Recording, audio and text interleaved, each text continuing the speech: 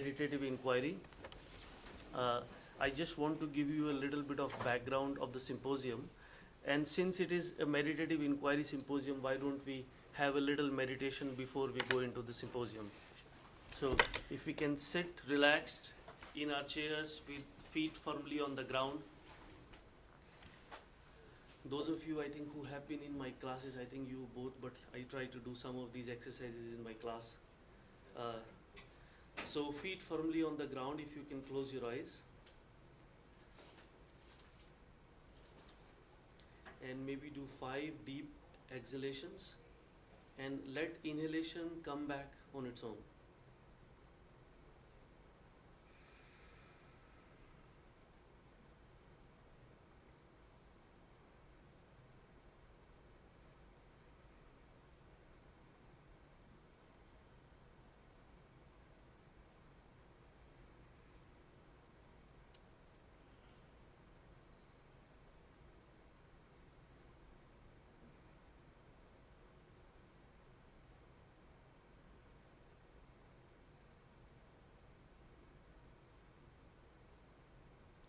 And allow yourself to become attentive of your body.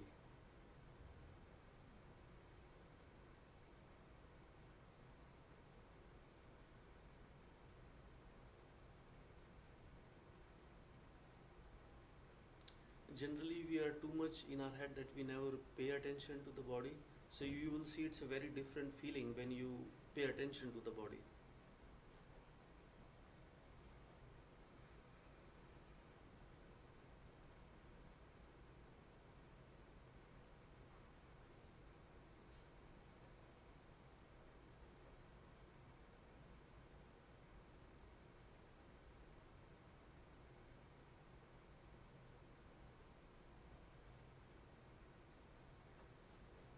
Now maybe listen to any sound that is coming towards you without judging it or interpreting it.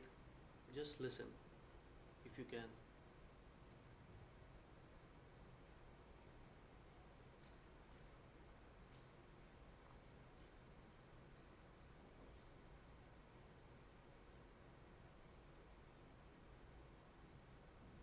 Open your eyes slowly, rather than quickly, and slowly become active.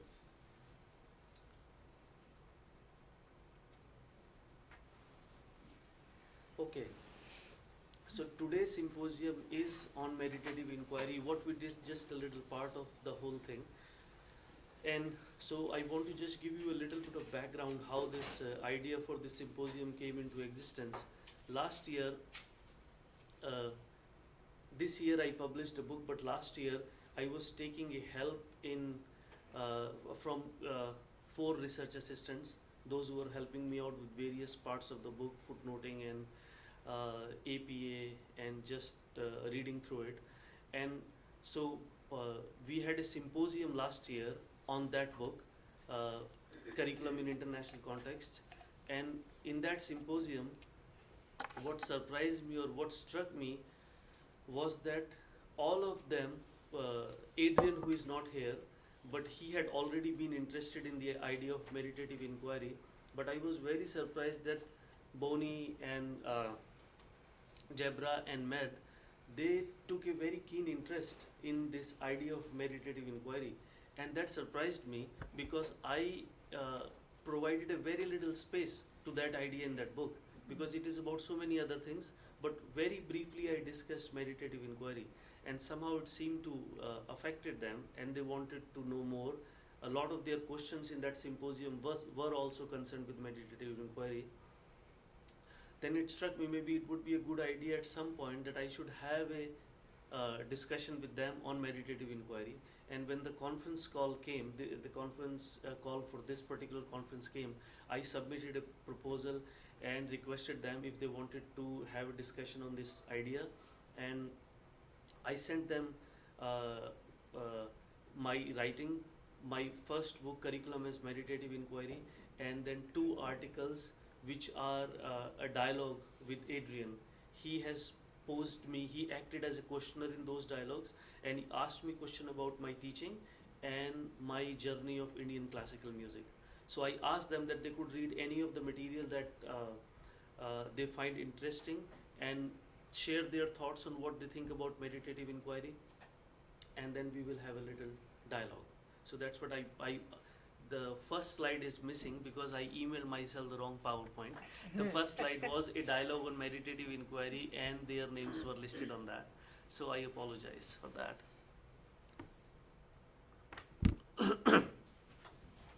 So the purpose of this presentation is basically to talk to you about what meditative inquiry is and how have I conceptualized this idea, which I have been using in my teaching, in my research, in my creative explorations, and to talk about the central dimension of meditative inquiry.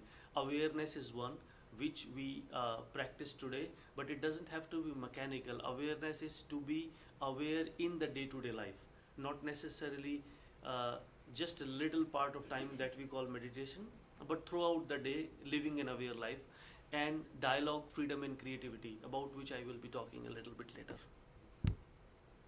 So this is what to me meditative inquiry is.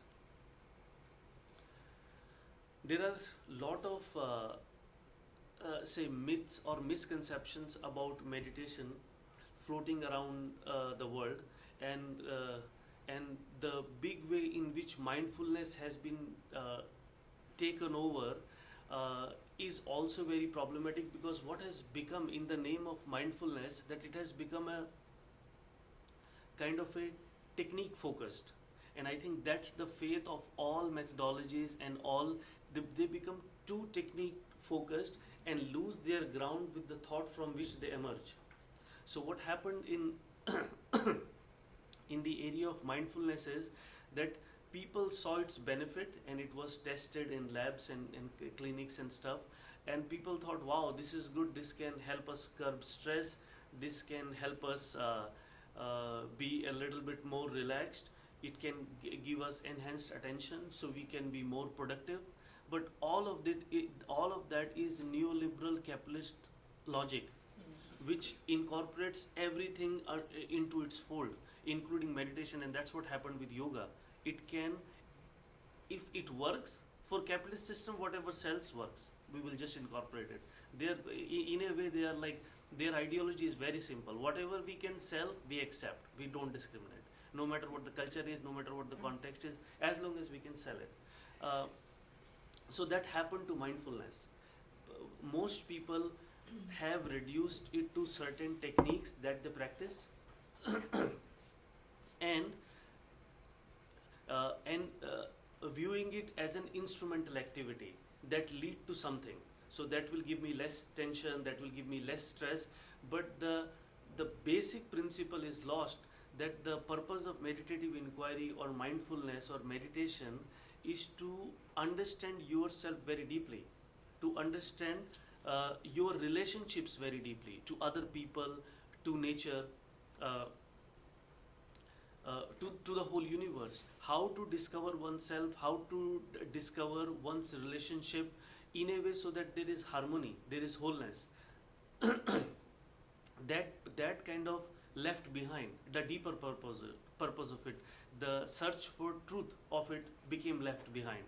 So that one point I wanted to find out, that the meditative inquiry is not breathing 2 minutes and then carry on with your life. It continues throughout the day, and its essential principle is the principle of awareness, that you allow yourself to become aware of how you are thinking, how you are feeling, how your body is working, and when you are in relationship with other people, what all sorts of things do you see in yourself. In one of my classes we were talking about that, and one student said, don't you think that is like an escape from the life? That mindfulness, it's a lot about self-reflection, understanding oneself. Don't we need relationships? Can we get away with relationships? So I said, this is also one of the myths or misconception about mindfulness or meditation, that you have to disconnect yourself with others.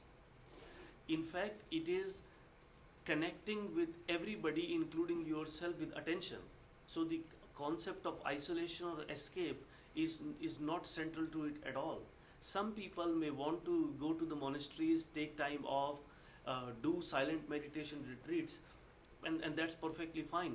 But see, the psychology with which we operate is everywhere, whether you are staying in the world or you are going in the monastery. So going into the monastery, the jealousy and the competitiveness and the anger, it's not just all going to go away, it will still be there.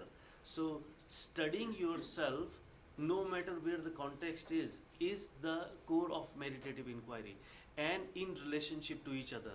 Now, dialogue is also very important part, because when we are as I said, that we are not isolated human beings. We are constantly in interaction with each other. We are constantly connecting with each other. So dialogue provides us the way to explore ourselves together.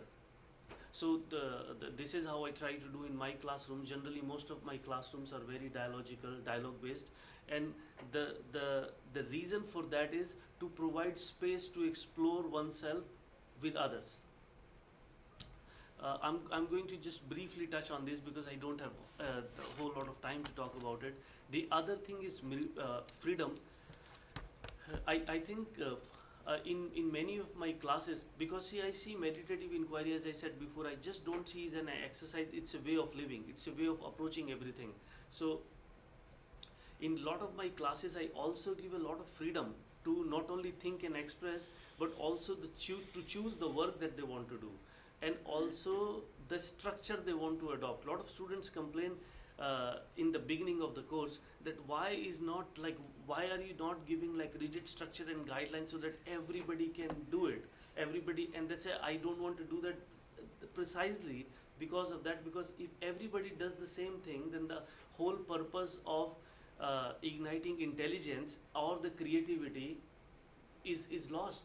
If you are doing the work thinking, okay, what does he want so that I can get the grade that I want, then neither am I giving you freedom, nor am I giving you space to inquire freely, and definitely it is not going to bring out your creativity. So generally I think it has worked. So I think these are the dimensions of awareness or meditative inquiry. Awareness is its central focus, dialogue in relationship to others, and the relationship which is governed by freedom, and an interaction and inquiry that gives rise to creativity. Its expression is very creative. Its expression is not dull, or as people associate the word meditation with, dull or necessarily serious, but it's thoughtful and potentially very creative. I think I have already explained this. So this is meditative inquiry. I'm going to be brief. You can read it in my work. I can share my work with you if you like.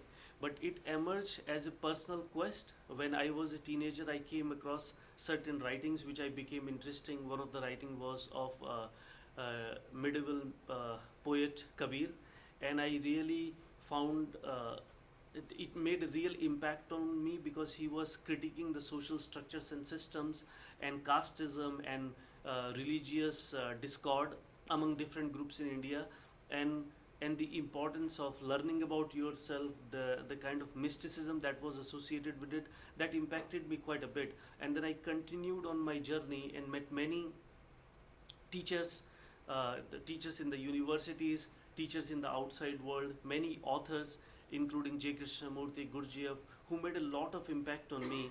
And what I talk about meditative inquiry, it's my personal investigation, but that wouldn't have happened if I hadn't come across these people and engaged with them and had a dialogue with them personally, or within myself, or with them in person, because some of them were dead by the time I discovered them, including J. Krishnamurti. So I also became very interested in critical pedagogy when I was doing my master's. But I realized when I was looking at their literature, Paulo Freire and Henry Giroux, I realized that while they are talking about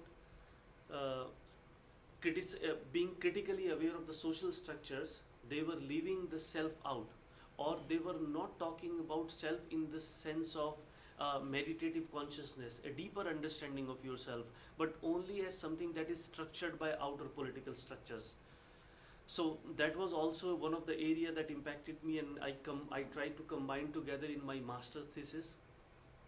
And by the time I reached my PhD, and had gone through an experience with a committee who were not supporting my exploration of J. Krishnamurthy's work, I decided to change the committee, and then the focus of my dissertation became curriculum as meditative inquiry. It is available through UBC library, but is also available as a book.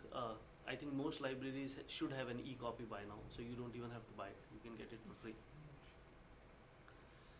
And so that was a theoretical dissertation. I explored all these ideas theoretically, this particularly what awareness is and what are the factors that undermine awareness, including fear, including our religious and cultural and political conditioning, and how all that has led to fragmentation over Earth, where there are so many divisions and groups always trying to strengthen their identity, and that identity generally is opposite to other identities, or the identity is formed as a way to say that this is how our identity is as opposed to others. So the lot of fragmentation has happened.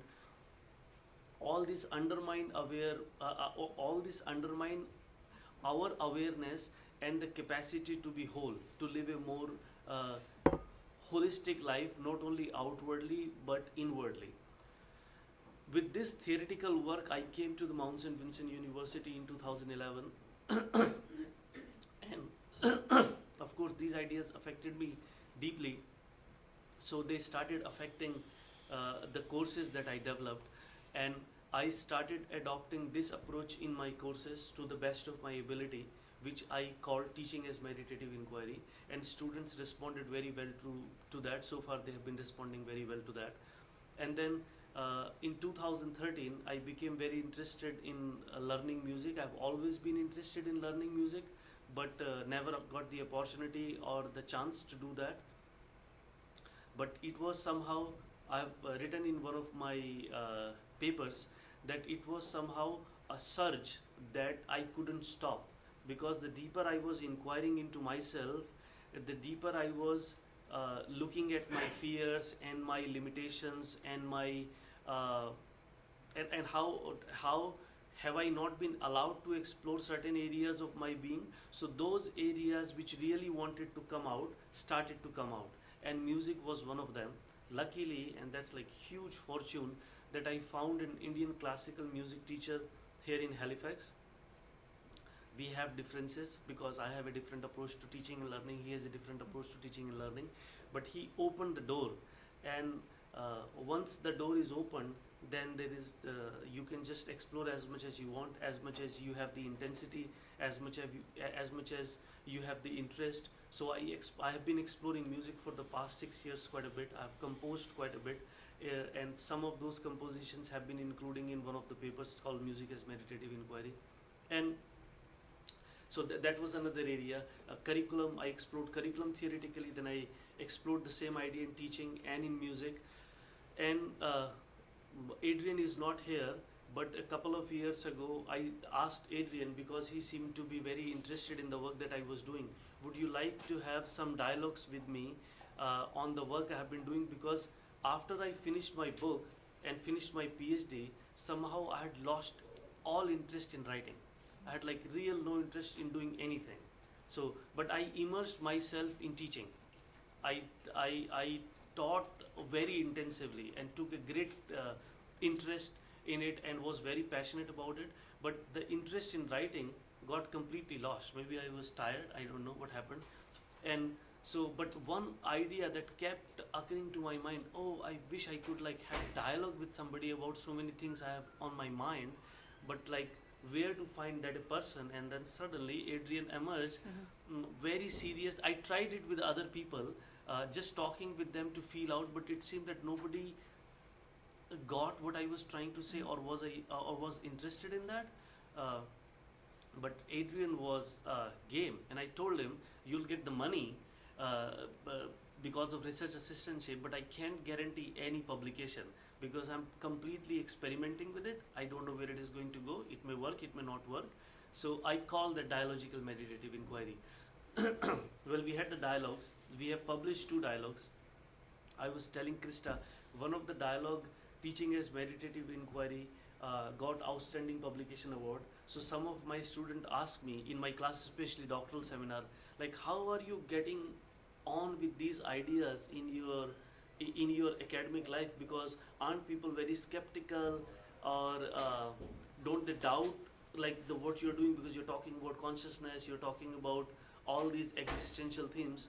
So I tell them, no, there is a big group of people, those who research in a very different way, and there is a good receptivity to different ideas, different ways of exploring the experience. I think I have covered most of it, so I won't go into it in much detail because I would like to hear them speak. I think I have also explained that how I've made these contributions, and thank you. So now I look forward to hearing from them, and I hope, did I do something wrong? So I think we'll show Adrian's video at the end, and maybe Debra, we can reverse alphabetical order if you wouldn't mind. So Debra, and then Mehrdad, and then Boni, is that okay? Sure, yeah. Okay. So what I suggested them, and they could do whatever they wanted, I said, look at the idea of meditative inquiry, see what you find most intriguing, what does it imply for you, and also ask me a question. I don't know what the question is going to be, and hopefully I am able to engage with it. So they will share their thoughts, have a question, I will respond, and then we will also have some time for collective exploration where you can also ask questions. All right. Hi. So I would just like to start by saying that Kumar's work has given me hope. And that is not something that I would say lightly. I tend to come, my academic history is analytical philosophy, theory of mind, empirical studies, that sort of thing. But I have found a resolution to, a problem with critical pedagogy seems to, for me, I've been struggling with, is the leaving out of the self. And meditative inquiry, Professor Kumar's meditative inquiry, moves us out of established discourses and offers a new way of thinking about the nature of analysis. And what I think underlying Kumar's theory is the assertion that human consciousness is the basis of structures. Those human-created things that we often hear about. The political structures, social structures, all that which affects us as individuals. And before, my understanding of Kumar is that before we can transform these structures or even truly understand them, we need an understanding of the many dimensions of our consciousness and how it works. So traditionally, critical pedagogy advocates a change in or an acting upon these structures of oppression that affect us all in society. But in my reading of Kumar, I'm assuming that he's advocating instead for the necessity for awareness, for self-reflection, and forms of understanding consciousness as ways of changing human relationships that are the basis of oppression. So through processes of self-reflection and self-inquiry, constant observation and awareness, it's possible to bring about change in consciousness and thereby change in relationships or structures. So, in this way, I think that Kumar is attempting a refreshing feat one that attempts to build, a philosophical or a theoretical bridge across ideologies that I think currently have us at an impasse, and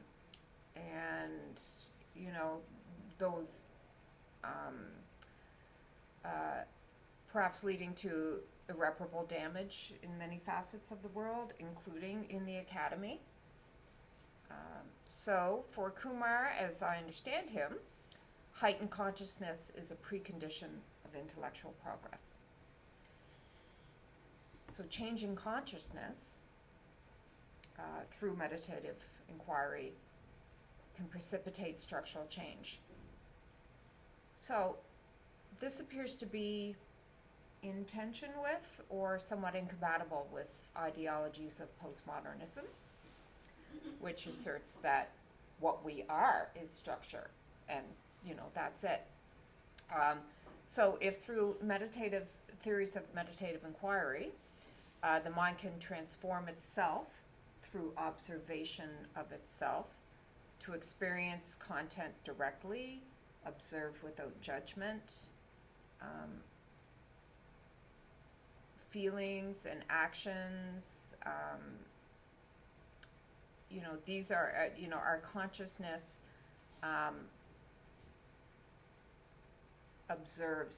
can observe itself or its thoughts, its feelings.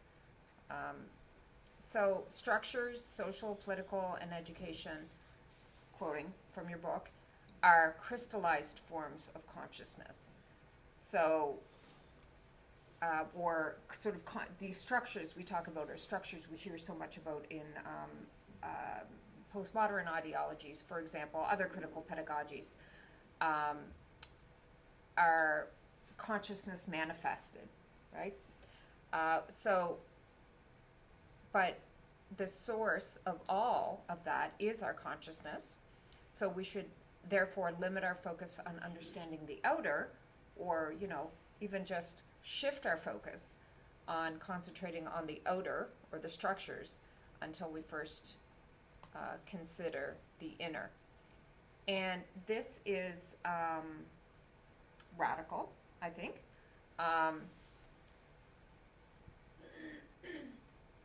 Kumar quotes, "If there was no crisis in human consciousness, there'd be no problems in our structures." At least of the insurmountable kind, the, structures with capital S. Critical pedagogy, particularly a postmodern ideology, asserts that any concept of self is a product of external structure. Kumar claims, however, that a change in the system or structure cannot lead to real revolution. Real revolution is the psychological revolution that comes through self-awareness. It's critical to his argument that there is a thinker outside of, or a priori, there's a thinker that's having the thoughts. But postmodernism asserts that the self is only a social construction. There is no fixed self capable of observing. There's only self in relation, formed through action. Judith Butler says, the self is tenuously constituted in time and instituted through repetition of acts. So, Professor Kumar, your theory builds a theoretical framework about human consciousness and pedagogy without an empirical basis, with an acknowledgement of a self, a being who is being. Do you envision this theory as being at odds with postmodernism? And are you, sir, a rationalist?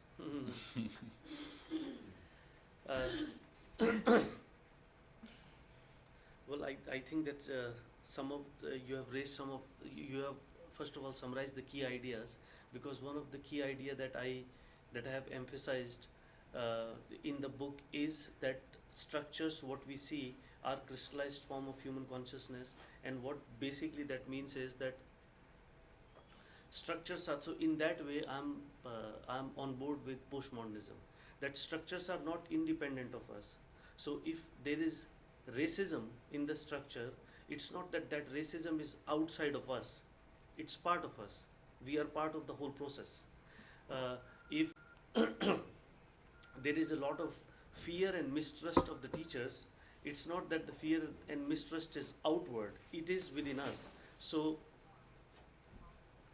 basically what it means is that the structures and consciousness are not two different things, but we primarily focus on structures, make a new law, bring about a new policy. And you see every politician, when they come to the office, their first thing is to bring out a new policy, right, and do a press release to show that they are doing some really significant work, which is completely different from what has been done before. And generally it is not the case, because it seems that deep down nothing is changing, only the policy documents are changing. And the the hope is with that those policy documents, the structure is going to change. Now you can bring a policy against, for say, racism. So what will happen is people will become concerned because there are implications of being racist. They may modify their behavior a little bit, but will that allow the, because racism deep down means that there is a tendency of seeing the other as other, a tendency to discriminate, a tendency to see that there is a difference between me and my group and you and your group. So that tendency to discriminate have existed in humanity throughout historical times. It became much worse with colonialism and imperialism, but the tendency to discriminate have always existed. So the tendency of racism have always existed. So sensible people realized that, and then thought that we have to bring about changes in the structure. So make new policies, make new laws. There are some people who thought we need to have critical consciousness. That's Freire's word. That's very core to critical pedagogy. That we need to bring about critical consciousness. But again, critical consciousness that there is oppression in the structure, that there are discriminations in the structure, there is a problem in the structure, and we have to change the structure. Without hinting how this structure came into its place in the first place. Why have human beings been discriminating against each other? Caste system in India is very old. And differentiation on beauty and worth based on skin color has been in India from very old times. So I'm not trying to bring India down, because India has contributed so much to the world, but that doesn't mean that these things didn't exist in India. So why they have existed?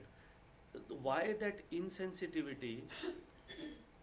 Why that group formation as opposed to other groups? Why that tendency to discriminate have always existed? So the basic the idea that Krishnamurti talks about, and I studied him and tried to conceptualize his work in more academic setting, and put my own thinking and efforts in understanding him, and then situating the whole thing in the context based on my own experiences. Because when I came to Canada, I was very surprised. A lot of talk about critical pedagogy, postmodernism, and I was shocked that everybody's talking about thought and how to change it and change the structures, but the attention to awareness or consciousness is not there. So that's why I wanted to do this work, which wasn't supported in the beginning, but was supported very greatly later on with the new members of the committee. So I agree with critical consciousness and postmodernism. So critical consciousness, the critical pedagogy is that we need to change structures. I accept it. Postmodernism says that the structure and self are the same. I also accept it. Except the quality of attention. Now this is something that one has to experiment and find out. Now the self is definitely socially constructed. How I think, how I feel, generally it's a product of society I grew up in. the individuals who have influenced my thoughts. And parents have one of the greatest influences on our thoughts. And there are studies about it, that we may like our parents even when we hate our parents. When we grow as adult and start acting, we may be doing a lot of the things that they did, even though we hated them doing that. So the self gets constructed or deeply influenced or conditioned by the culture it is situated in, and by the so many influences coming over it. But what is radical about this idea of awareness, which have been talked by which have been talked seriously in India, but in other places as well. And two individuals I can definitely say, Buddha and Krishnamurti, is that the self that you see, or the movement of consciousness that you see, or the movement of thought that you see within your mind, when you close your eyes, something is always going on. It is always going on in the sleep time. Dreams are always going on, which is continuation of daily activity, the daily thinking process. It just becomes different. So the feelings and the thought is constantly moving in ourselves, and we think somehow that this constant movement, and if you study this movement, of course you shouldn't go by my words or anybody's words, but you study for itself and see what is in this movement, you will see a lot of things will happen. You will see mechanicalness in it, that it's mechanical, it keeps on going all the time, whether you want it or not. If you want to be quiet, it won't let you be quiet. And the more you study, I don't want to give too much, because that is where the existential element come in. That's why it's not theory. You can theorize, but the focus is meditative attentiveness, and through attentiveness you discover who you are and how you are related to the world, and how those relationships creating these structures. So I'll just give one point. When you will study yourself deeply, you will see one of the things that you might discover, you must discover that, I think, is the sense of fear and insecurity. And the deeper you will observe, the deeper you will see that there are conscious and unconscious fears, and there are conscious and unconscious securities. And we may feel, oh, this is my isolated fear, I have to curb it or suppress it or go to a psychotherapist and somehow fix it, or and do something with it. But we may never connect it that this fear not only affects me, but my relationship in immediacy, in the immediate context, but my but the relationships globally. Like you see, there are so many nations and so many little groups within big groups. You see, one of the tendencies among them is that it's my group and my group security that is more important than your group and your group's security. That's what Trump is thriving on, right? My America and whatever that is, and my group is more important than anybody outside of the wall that he has created. But he is an explicit statement of the stupidity or of the existential crisis that we all have. My wall, this is me, and that is you. So he is just making it explicit. He is not that smart, and he is not that cunning, maybe. He's just making it explicit. This is my world and that is your world. But that's what we have created. That's why we have created so many divisions.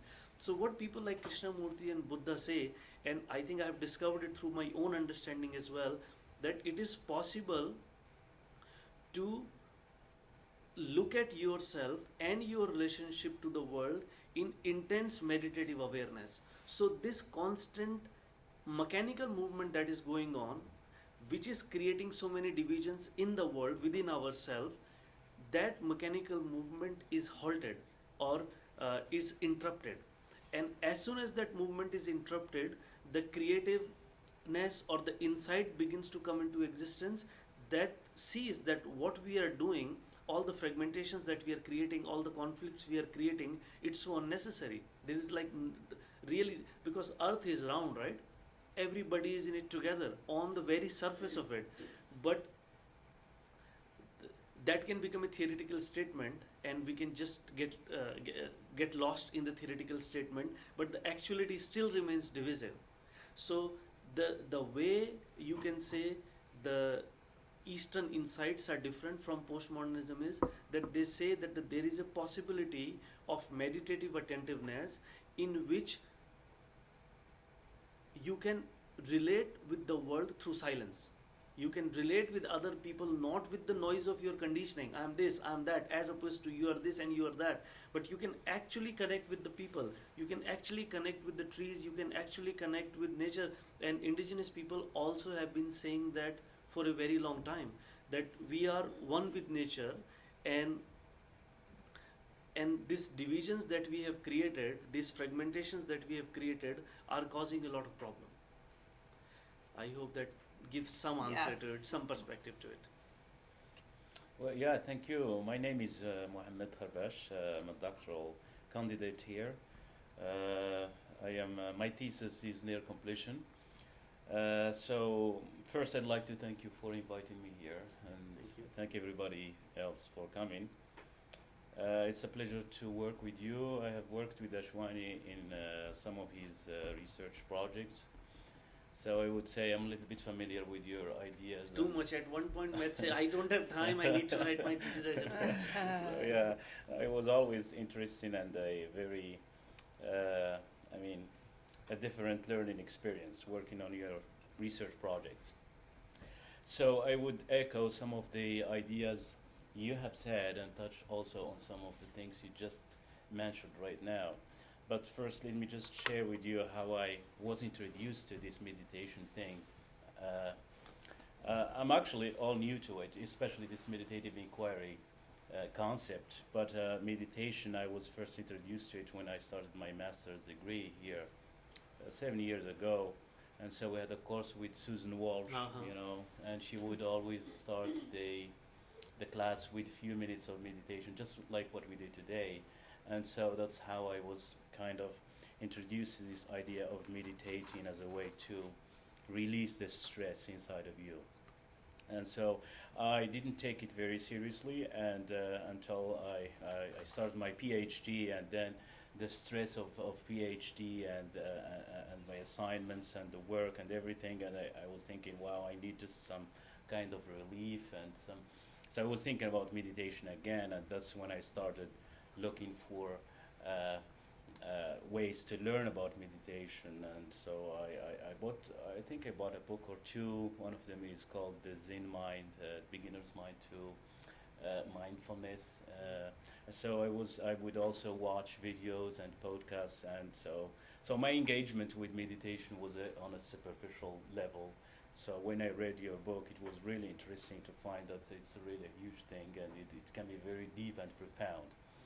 So now back to your book and to some of the comments I have written here. So I would just stick to my scripts because I'm better reading.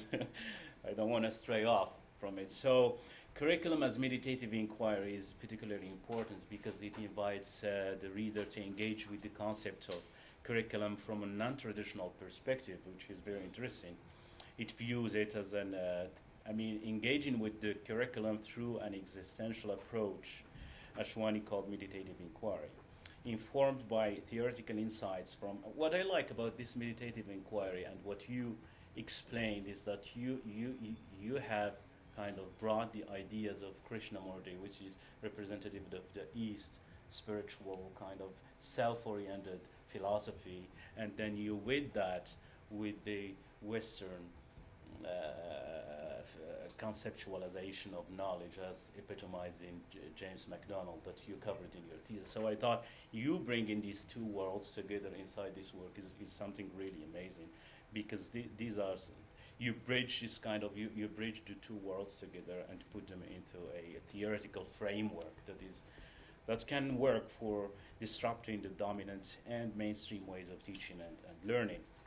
So I think I wouldn't go too much into the, I have kind of summarized some of your ideas here, but my colleague has already talked about it. So suffice it to say that meditative inquiry, just as a definition, is a transformative approach to educational experience that aspires, that's your words, that aspires to help students and their teachers to deeply understand and, if possible, dissolve the conflicted nature of consciousness by cultivating a deeper sense of awareness. It emphasizes the arts of listening and seeing to have a deeper perception into one's own consciousness and one's relationship. It encourages the cultivation of the qualities of openness, aesthetics, and freedom in educational experience.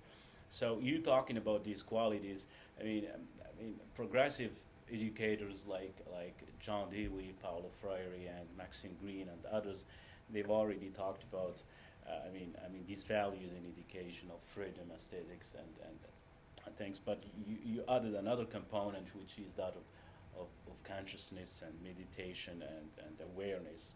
And so I think that's an important contribution to the conceptualization of progressive education, or a new reconceptualization movement of curriculum. I also found it interesting. I read your paper with Ashwani, your conversational papers with Ashwani. With Adrian. Yeah, with Adrian. Yeah. On music as meditative inquiry, and the other one.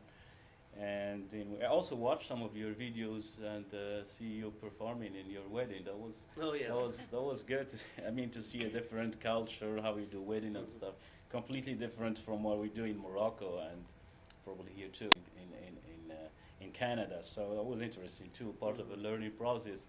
So you talked about meditation and you defined it in your paper as what is the definition here? You defined it. You said meditation is to come into contact with life through intense awareness, bringing your whole being together so that you experience life as it is. And so when Downey asked you, how do you know when you are aware? And you answered, your whole being is alive when you are aware. It's not a matter of seeking proof. Your whole being is the proof. It is not your awareness of mind. It's simply awareness. End of quote. So that's again shows the contribution of your theorizing of this to the idea, to the curriculum reconceptualization movement. Also, reading your book, I couldn't help but make some connections with you talked a lot about the human crisis, consciousness crisis, and so I wrote a paper a few years ago called The Critical Project from Socrates to Henry Giroux, and I talked about Frankfurt School and stuff like that, and so I found some kind of intersectionality of ideas between what you were talking about and their own conceptualization. So I would like just to share with you some of my thoughts here on this regard. So, yes, on reading Ashwani's discussion of the foundational tenets of meditative inquiry, I was reminded of the work of the Frankfurt School and noticed that there is some sort of intersectionality between the two, for they both investigate the why behind the human crisis. So for those of you not familiar with the Frankfurt School, so the Frankfurt School, in brief, in Germany, is where critical theory, as we know it today, has been conceptualized and theoretically developed by a number of leading German and European philosophers, particularly in the 1920s and 30s of last century. Some of these social theoreticians and philosophers include, among others, Erich Fromm, Theodor Adorno, Max Horkheimer, Herbert Marcuse, and Walter Benjamin. So a few years after Frankfurt School was founded in 1923, Nazism in Germany took hold, driving most of the forefathers of critical theory to flee the country to New York and then to California. Concurrently, the East was swept with a wave of unbearable atrocities committed under the oppressive communist regimes such as the Soviet Union or today's Russia. So feelings of pessimism and frustrations with humanity's fate was predominantly present in the works of early critical theorists.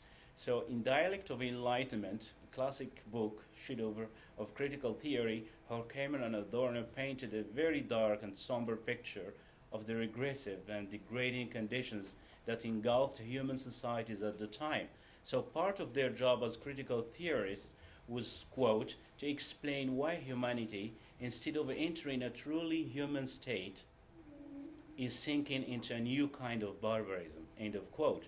So it was perplexing to them that humanity, after a glorious period of enlightenment and progress, would now relapse into a regressive state in which, quote, thought is being turned inescapably into a commodity and language into celebration of that commodity, end of quote. So Adorno and Horkheimer refer to this era as the era of anti-enlightenment, so in which collective consciousness was massified and individual values were commodified.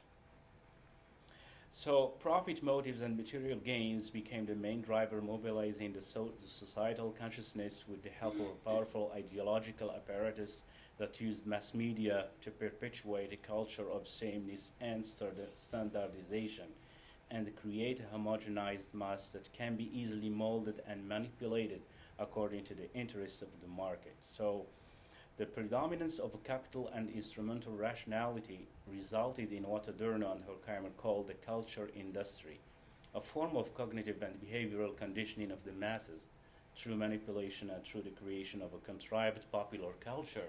So many of these themes you've already covered in your books, like manipulation, ideology, creation, manufacture of consent, and things like that. So while the present conditions are somewhat different from the conditions that were in the first half of the 20th century, which witnessed the two of the most devastating wars that have plagued the human history, yet the world today has not become any safer.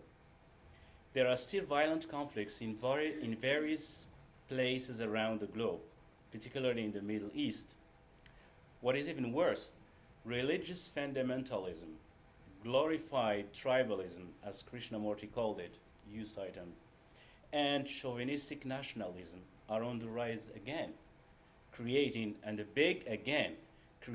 deep chasms between nations and dividing people along ethnic, racial, and religious lines. So the result, people have lost faith in liberal and democratic politics and embraced what Wodak called politics of fear. Just talked about Trump. And so we have fear from the different other, and other as with a capital letter O. So Trumpism as a phenomenon, populism, far-right politics, and Islamic fundamentalism, religious fundamentalism are some of the threatening consequences that today's world is facing right now. So the question that perplexed critical theorists early then, especially the first generation of the Frankfurt School, which was why humanity has relegated to barbarism and violent conflicts. This question is still valid right now in our present era. And so in Meditative Inquiry, as conceptualized by you, I think it provides somewhat an answer to this question. And I think a convincing one too. So the crisis resides in human consciousness, that's true, and not in the outer social, structural, social, political, ideological structures. So because sociologists and pedagogues and politicians have been dealing with these structures for years, but history is still repeating itself. And there's always some kind of war, some kind of conflicts, So it seems like we will never get out of this vicious circle of people, killing each other because of certain dogma. And so, yes, there is a problem of human consciousness, and therefore it's important for us to quote as you said in page 56. It's important for us to understand the nature of our consciousness and the ways in which our consciousness takes shape in different forms and dimensions, including the domain of education. In other words, always your words, we must realize that there cannot exist anything in our society which one way or another is not related explicitly or implicitly, directly or indirectly to our psychological nature. Thus, we need to give our energy to understanding psychological structure of the society. That is, rather than merely taking care of the flowers and leaves, we are which are the structure of society. We need to move deeper into the roots, into our consciousness, which through thoughts, feelings, and actions creates society. So again, here the answer is to go inward. So I like how Penner talked about intense interiority. So we go back inward and see and try to find a solution to the problem from within our consciousness. So the question here, I have a question. I mean, my colleague has already asked you about the empirical. I mean, I would say you did a good job theorizing meditative inquiry. I mean, at the level of the theory, yes, but if it is to be accessible to practitioners and teachers to use it inside classrooms, it's unfortunately we need a methodology. We need to tell people what to do. I know you don't like talking about techniques and ways of, yes, but that's the way it is right now. So the people need some really practical kind of ways to how to apply this theoretical framework in their own work and practice. Plus the theory always necessitates a method. So I would say if you would give this more thoughts and try to develop a certain methodology, that would really make the whole concept very much accessible to people, especially teachers. That's just I asked this question anyway. Okay. So the second question, there's only one question I have here, is, I mean, your philosophy, as I come to understand it, your teaching philosophy, your education philosophy, is based on a dialogical kind of approach to teaching and learning. And so you criticize the banking model of education in different instances, whether in this book or in your recent book, The Curriculum in International Context. And so you are more towards an open, student-centered model of education, which I advocate for too. So you also critique the static view, the fixed static view of curriculum and how it works to reproduce the status quo by giving voice to dominant ideologies, particularly religious ideologies and meta-narratives, which all make sense to me given the post-liberal, post-progressive era we are living in right now. However, so if the main goals of education, as you stated in your book, are self-understanding and self-transformation, as you stated in chapter 1, how can we realize these aims without critical engagement with the social, political, cultural, economic structure that influence school knowledge? So meditative inquiry, as you stated in page 12, is, quote, the act of pure observation without analysis or judgment that provides an existential entry into one's innermost recesses. So you also stated that, quote, it's not a reflexive, intellectual, critical engagement with self, but a mere observation of the experience of it to experience its content directly as it operates moment to moment. Page 12, end of quote. So doesn't this form of meditation kind of, let me use a better word, undermine the learner's sense of subjectivity and agency? Because by eliminating the I, we risk eliminating the transformative feature of meditative inquiry. So you want to strip the meditative act of this agency, this subjective entity. And so you want it to be just observation with no observer.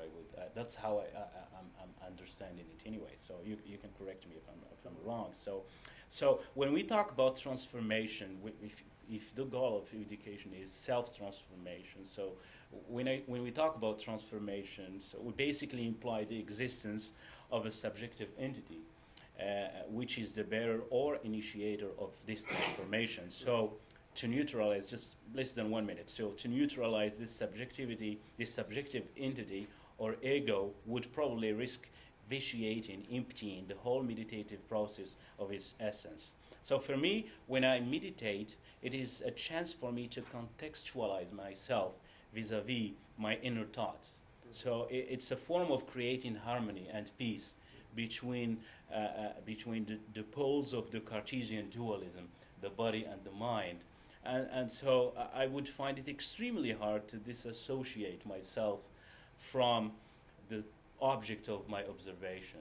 So if you're telling us to observe something, but at the same time to just let it just flow into you with no judgment, so that's kind of concept I found it extremely hard, at least for me. So I'm still trying to come to grips with your idea of subjectivity as awareness, which is a very important concept too, which requires, as you said, choiceless awareness or pure observation of the mechanisms of self without any judgment, analysis, comparison, or condemnation, end of quote. So is this really a problem, or the problem is simply with my own ego, with my own I, as the speaker, so, and which hinders me from a fuller understanding of your meditative inquiry concept? Thank you.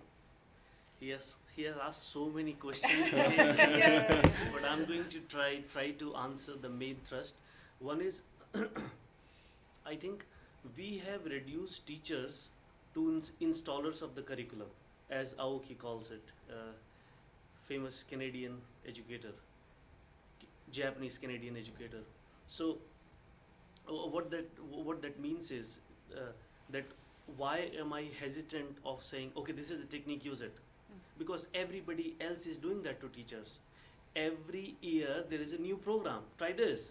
Yeah. But nobody ever asks, okay, what do you think is the problem in your class and what should you be doing? Nobody is interested in that. So there is no trust on teachers, and there is trust only in the experts who are not even in the classroom. That's one thing that I am hesitant to say, okay, so but when they come to my class, we create an environment of understanding first, rather than quickly talking about, okay, here is the technique of assessment, here is the technique of teaching, you can try this, you can try this.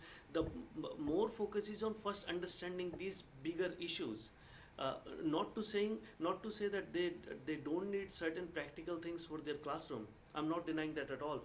But when the perspective is there, see, you can do dialogue very superficially, and you can do dialogue in a very rich manner. Both are possible. You can do think, pair, share in a very superficial way, and you can do think, pair, share in a very deep way. But it would depend on the depth of your understanding and the depth of the understanding of the teacher. So my focus has always been engaging with teachers to shift their perspective of depending on others to tell them what to do, or just always looking outward. Tell me what to do, I will do it. So I want to take, my attempt is to take that structure away from their mind, that they should have their own pedagogical authority, that they should have academic freedom, and then you can use this dialogue method, that dialogue method, you can use this technique, that technique, but it will always be rooted in your understanding. You will always shape it. It will not be an imposition from outside. I have kind of a material for a very small book which lists some of the exercises that you could do to awaken your understanding, to have observation, but I'm a little bit hesitant because again, if you look at something, if you look, for example, mindfulness only as a technique, you didn't get what it's actually about. It's about transformation of your whole being. It's not just technique. So that's why I'm a little hesitant, although I have a lot of ideas because I've been teaching for 8 years now, that I can put together something in the practical form. See, even in this dialogue with Adrian, teaching as meditative inquiry, he says, right, although you are against providing techniques and strategies, but if one looks carefully, there are a lot of ideas that people can adopt, but they are not direct. I've always been hesitant, and partly because of my training with Bill Piner, who is against outcomes and methods and strategies. So that could be an influence, because of my interest in Krishnamurti, who always criticizes that methods and techniques make you very superficial if they are not rooted in yourself, if it is not flowing out of you. See, when I learn music, I create a lot of methods and techniques for myself, but they are coming out of my passion and desire. I am not just taking from somebody else and imposing it on myself. I hope the difference is clear. The other question is, it's very important. people have thought that mindfulness is an escape from the society or turning a blind eye to the society, just calming yourself, just become a little bit relaxed. I think that's a very limited view of mindfulness. Criticality should be the most important element of mindfulness. I should be able to criticize social structures. I should be able to criticize how education has been taken over by politicians around the world. It has become a political problem. I had somebody in my class from Eskasoni School Board the other day, and they have created such an amazing community-based education system. Their students were failing miserably in the public education system, but now the students are doing quite well.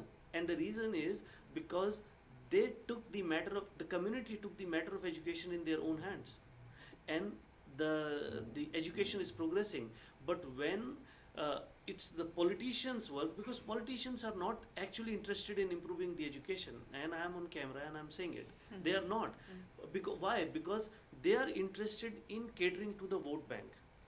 And if the vote bank consciousness is asleep, which is the fact, that's why we have so much chaos in the world.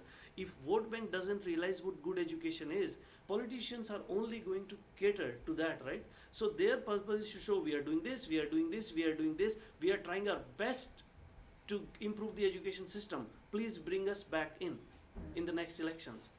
Their primary motive superficially may look like that they want to transform the education. It is not, because their purpose is very different.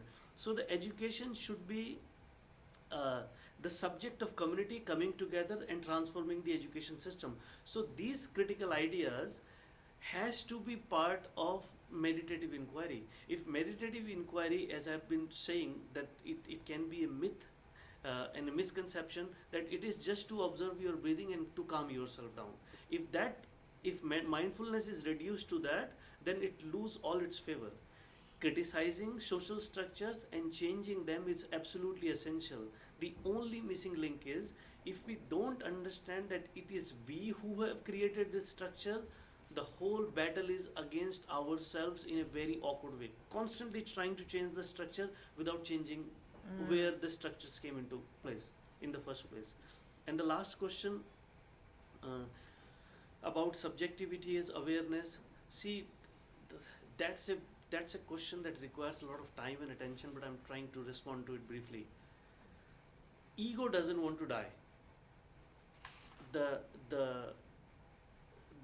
This entity which is constantly seeking pleasure or is constantly pleasing others, this tendency which is built around fears and insecurities, this structure which is completely socially conditioned by social forces and religious forces, this is our only reference to connect with the world. And when there is an intense awareness of this structure and the possibility of silence, this structure starts to become very nervous, because that is the only way we have connected with the world. And in the Western world, it is very intense. I noticed when I came to Canada. In India, it is there too, but subtle. Here it is very intense. The focus on ego or I is extreme. It is about yourself, it is for your progress, it is for your improvement. Even if you are doing social service or community service, it has to be added to the CV. You have to show to the entire world that you are doing this because of that. So not criticizing, just trying to explain that when we develop ego and crystallize ego that hard, that everything is looked at or understood from this perspective of ego, when you bring in the idea to observe attentively without this ego, can you have the quality of attention, quality of engagement, not all the engagement being shaped by this ego? That's a shock to the ego, because that's the only way it knows how to engage, to compare, to constantly measure, to constantly put somebody down or feeling that I'm being put down, the superiority and inferiority, so many things are going on. Like these are something that one needs to observe and discover oneself. But the meditative inquiry is not to suppress the ego or kill the ego. that, oh, this is like an interference and it is creating a lot of problems, so I mutilate. That's what monk would try to do, but it doesn't happen. Mutilated ego or suppressed ego is still ego and more dangerous. So, to answer your question, there should be no battle with oneself, with the ego, and whatever it is. There should be a friendly connection to understand it. How have I come to think in this manner? How have I come to feel in this manner? If I have a tendency in me, say I compare myself with others, how did that tendency got into me? And what does it do to me? A lot of people think that healthy competition is good, but they don't understand that where the competition is coming from. Like why there is this desire to compete. Where is it coming from? Now its opposite could be, I just suppress my desire and I say, I don't compete with anybody. That's just perversion. The competition is gone deeper. I will compete in very subtle ways. So, to say it differently, meditative awareness of oneself is to understand yourself in its rawness, whatever it is, whether it is jealousy or anger or fear or benevolence or whatever it is, that I have no desire to modify it or pervert it to be good. But I have a desire to understand it as deeply as I can in its raw form, so that I'm not tinkering with it. Otherwise, there is no transformation. But this is something I can like go on, and this is like you have touched the nerve. So, thank you. Thanks. I hopefully I covered some. Oh of yeah, it. you did. Yeah, it was very interesting. We only have 6 minutes left. Oh, God. And so I really don't have time Okay. for this, but it seems to me that it would be more fruitful to further explore the ideas that have already been proposed or open the floor to questions. Oh. It's that, do you agree? Okay. Yeah. When is the next Seems like session? Isn't there a little bit of time? Well, there's a break, but Okay. I'm presenting at the next one too. Okay, and so you I'm would gonna like. have So to could you do take this for down. me, I if you think we don't took your mind? time. In the 6 minutes. Sorry about that one. No, Yeah, it's just I really didn't see. That's why. Oh. Yeah, we did a good job Yeah, with I- timing I'm now. so so- bad at it, and today has been the day for that. So, Yeah. would you mind sharing your thoughts on it? And then after that, whoever wants to stay, because there is a gap between the next session, whoever wants to stay, we can continue. And if nobody wants to stay, we will just stop it. And I'll have to send such a sorry to Adrian, but I will send Adrian's video to all of you if you will give us the email addresses, right? So, could you quickly share what Okay. you wanted to say? I don't know if I can do it in the time. Okay. And actually express what I wanted to, in the Okay. spirit of what we're talking about, which is Yeah. taking time to make sure we're Yeah. understood and listening and dialogue. Experiences that I had in England, which was to do with colleges that were initially set up with this very thing in mind at the heart. So it was for teenagers, 16 to 25. There was initially one, there are now 4, in fact there are now 5, one of which I helped start. But the whole idea was that because we are removed from the cycle of the world, the sort of medicine wheel concept, that especially teenagers, we can feel very isolated. And by going through a connected curriculum, it can help heal us within and without. And this is, initially they were set up for young people with social difficulties or, that were likely to go to prison, right? That was what you could predict they were heading. But things changed and it started becoming more focused on learning difficulties or behavioral difficulties, things that were assessed. And so these schools were funded by the government, but completely with an independent thrust of a movement. So it was based on thinkers like Krishnamurti, Satish Kumar, who started some schools there, Schumacher, Rudolf Steiner, also John Ruskin, William Morris, the Crafts were all involved. So very briefly, the curriculum looked a bit like you do farming, you do all the elements of farming, you harvest the food, you cook the food, you serve it. There's a farm shop, so you're getting those skills. You're cooking, you're serving. You're in the same area, then there's woods, so you're coppicing the wood, you're harvesting that, you're making charcoal that you power the forge, so you make a blade, You also use the wood to make a handle for the tool that you create that you then use to carve wood, to make a seat that you sit in. You dig the clay, you build the kiln, you eat off the dishes. As various new schools opened, one of them opened farther north that was the heartland of glass making. So glass became added to the curriculum. So where does glass come from? And it's all about connecting every element. I'm leaving many out here. I was just trying to give you a quick overview. Cheese making, bread making, slaking lime, building straw bale buildings, all of these things, but connected all the time to one to another. And a lot of the role I played was in trying to draw the theory from the practice, which is opposite to what we usually do. So recognizing what the literacy or numeracy skills were that the students were actually learning, so they could be recognized in some way by the government, by Ofsted, etc.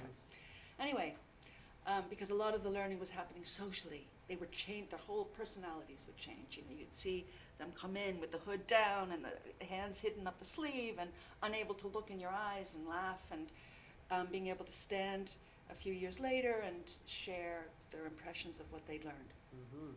Be astonishing in many ways. However, the funding model changed.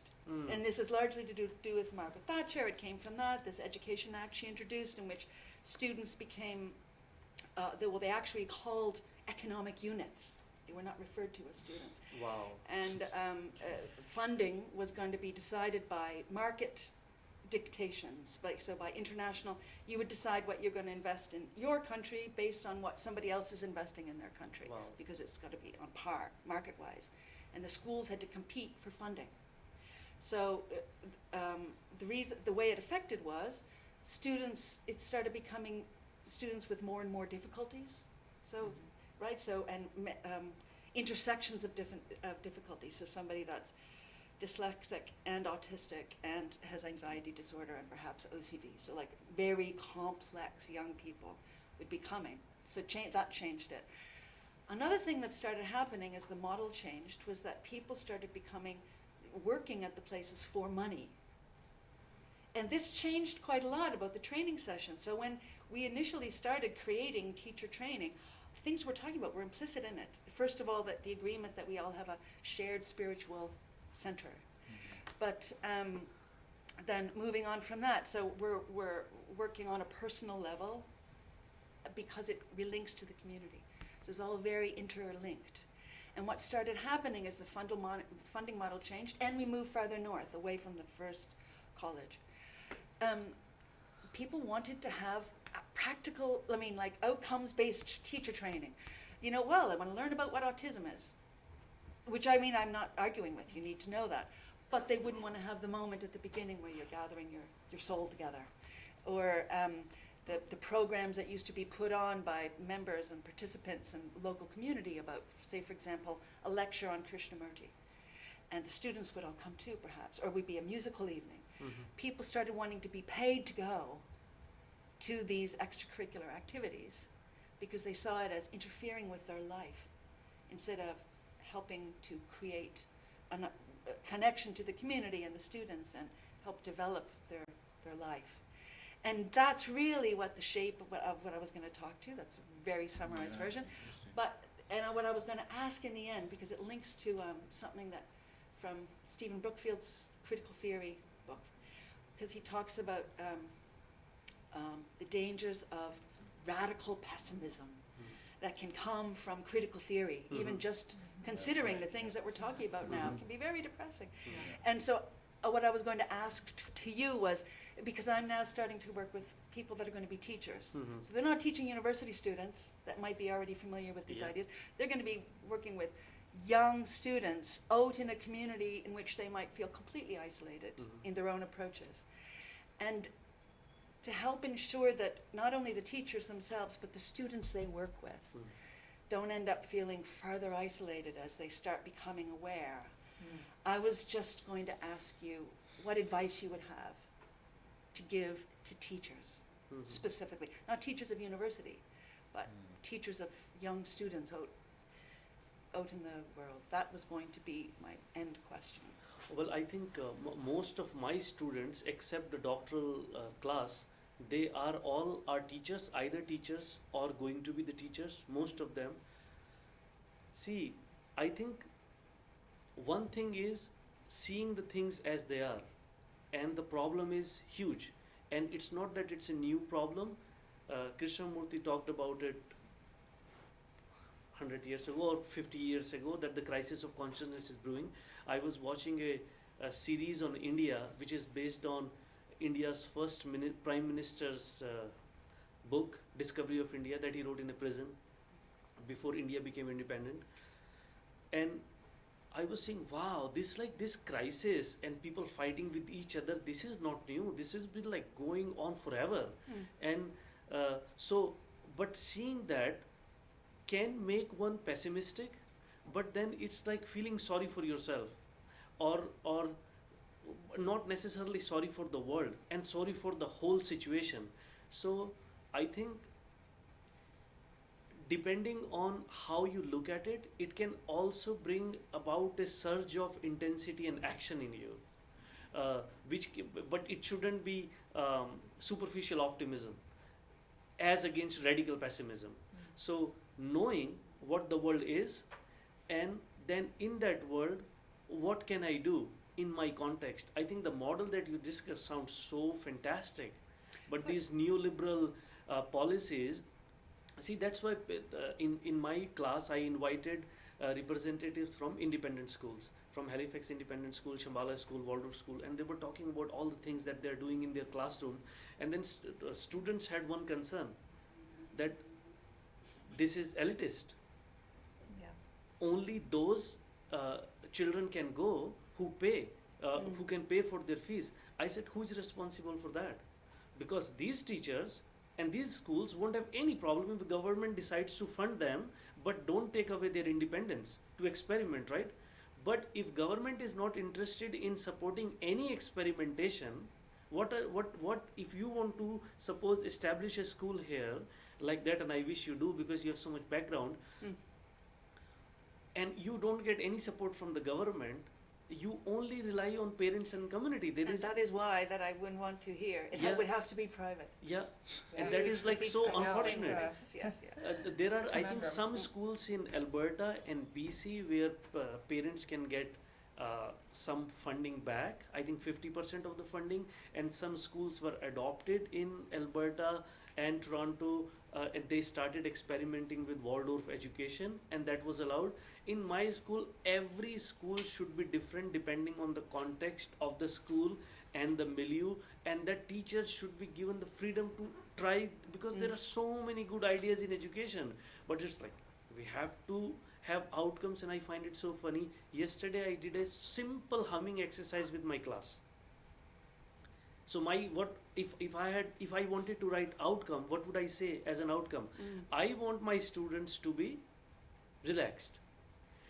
But all 20 students had something different to say. So outcomes are so many and varied, but if I just wanted to be really rigid about it, I would feel so disheartened. God, I wanted this outcome to be that. So outcomes can be applicable only when it's like really measurable, and you can like really find it out, okay, whether this worked or not. In human context, outcomes are multiple and varied, and you can only know them after the act is done. You can have an intention that I want to do this, and you have an activities that I want to try this, but outcomes, I don't know how can you even ascertain that. But I loved, even though you did it briefly, and I so badly apologize, because I should have been making sure that the time is there, but I get lost in the dialogue. But I think everybody would agree. We got a real sense of what Bonnie wanted to say. Oh, yeah. So that was good. Great. Yeah. Thanks a lot. Thank you. Any question from the audience? Or comment? I do, but maybe somebody else does too. Well, anyway, I love what Bonnie was describing. Sounds very inspired by the arts and crafts movement, which I think I was born at the wrong time. But anyway, yeah, I have a couple of comments. One regarding Eskasoni School Board. I worked for the Union of Nova Scotia Indians long ago when they were still fighting and negotiating for more control over education. and I was very young and naive, and I was so excited for the wonderful alternative things that they would teach, because personally I never graduated from high school as a write-off. However, the reality is that they still have to follow the Nova Scotia Yes, curriculum. yes, yes. And so those neoliberal values are still there. So I don't think you can downplay the role and the influence of the outside structure. You cannot. You No. can, and see, even the independent schools, they have to make sure that the outcomes are met in certain ways. So this is like a big hegemony in the name of accountability, but it's against unique experimentations. It has no interest in unique experimentation. So I would definitely say we can't get rid of, we can't say that the structures don't influence us. That would be very naive. And the other comment, and this might take too much time, so It's, if it it's, has to leave, go ahead, because I'm still trying to be concise. Okay, within the last couple of years, I've had 4 different things in my life influence me that all seem to be converging to sort of what you're talking about. And if you can enlighten me or comment, I will be very grateful. One is in my first year of my Ph.D. courses, there was a course on adult learning theory, and for the first time in my life, I heard this discussion of Cartesian dualism and stuff that I had never come across before. I didn't get it that well, but 3 years later, it's gelling what they're talking about. And then for my, so out of that course, I chose the theory that I would apply to my dissertation, and it's like trying to hold fog. 1 minute I think I have it, and the next minute, darn, it's gone. Or I get the beginning of the sentence, but by the time I get to the end of it, what did she say? Yeah. Anyway, it's, We'll go through that that. sounds about right. Yeah, right. But anyway, it's Jean Leave's theory of situated learning, which, like you mentioned earlier, has been oversimplified, commodified, quick how-to lessons that companies can sell for a profit, and that's not at all what it was about. It was very much about the dialectical relationship between us and our cognitive processes, our bodies, our environment, our relations, our past, our culture. It's all constantly interacting dialectically, and unlike the psychologists, perhaps, it's not all taking place in the brain. It's a constant interactive process. Then before all this, I was a grade 7 substitute at one point, social studies in Cape Breton, so here in Nova Scotia. And the lovely social studies textbook had an illustration that I'm sure I learned more than the kids did. It still stays with me.